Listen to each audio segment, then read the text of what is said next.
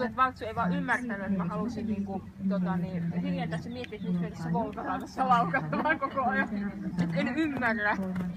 Mut jos mulla ei anneta muita apuja, niin näin me jatkaa. Viidentenä Jaana Mäkelä ja kuudentena Iida Hoskari.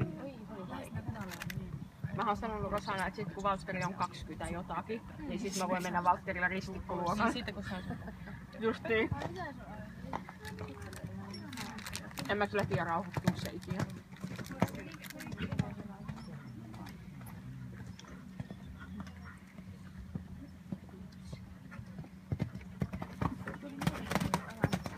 Uskoisin, että on vielä varmaan aika nuori hevonen tuosta väristä päätellen.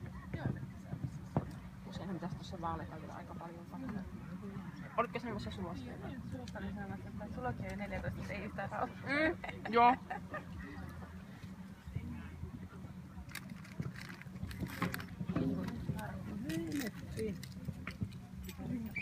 Minä täällä.